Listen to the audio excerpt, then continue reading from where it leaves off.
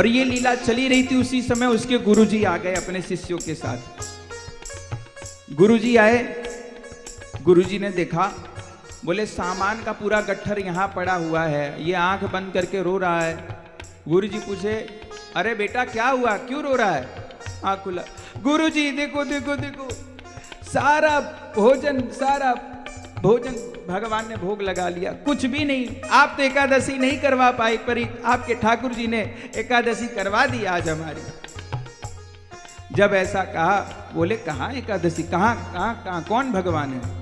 अरे गुरुजी ये रहे, भगवान पूरे अपने परिकर के साथ आए हैं, देखिए देखिए। बोले हमको तो कोई नहीं दिख रहा।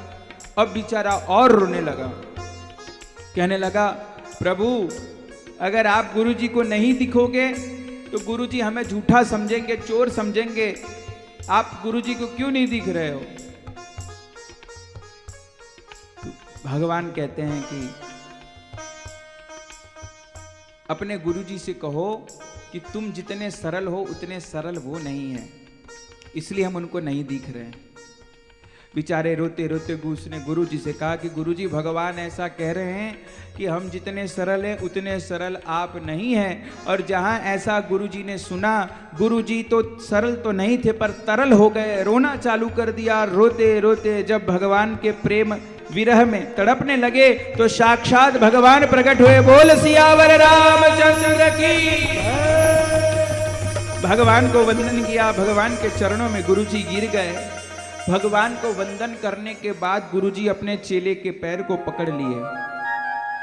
बोले आज तक तो सुना था कि गुरु शिष्य का कल्याण करता है, पर आज तुम्हारे जैसे शिष्य ने इस गुरु का कल्याण कर दिया। क्यों? बोले हमने तो सुना था कि गुरु कृपा से भगवत चरणों की प्राप्ति होती, पर आज से शिष्य कृपा से गुरु चरणों की प्राप्ति हो गई। तुझसे बड़ा तो शिष्य इस संसार में कौन हो सकता है?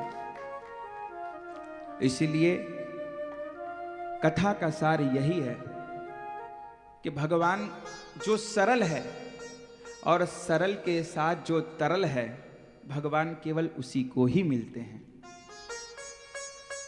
इसलिए तुलसीदास कहते हैं, सरल सुभावन मन कुटिलाई, जथा लाभ संतोष सदाई। सरल सुभावन मन कुटिलाई, जथा लाभ संतोष सदाई। सरल सुभावन मन कुटिलाई, जथा लाभ संतोष सदाई। निर्मल मन जन सो मोहि पावा, निर्मल मन जन सो मोहि पावा। मोहे कपट छल छिद्र न भावा, मोहे कपट छल छिद्र न भावा।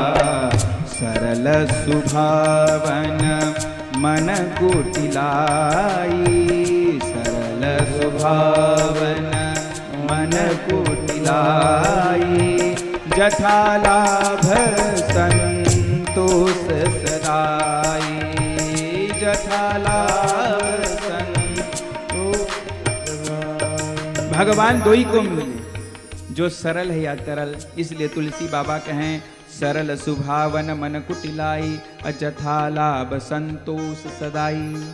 जिसके मन में संतोष है, लोभ नहीं है, छल कपट नहीं है। निर्मल मन जन सो मोहि पावा, और मोहि छल छिद्र कपट नहीं पावा।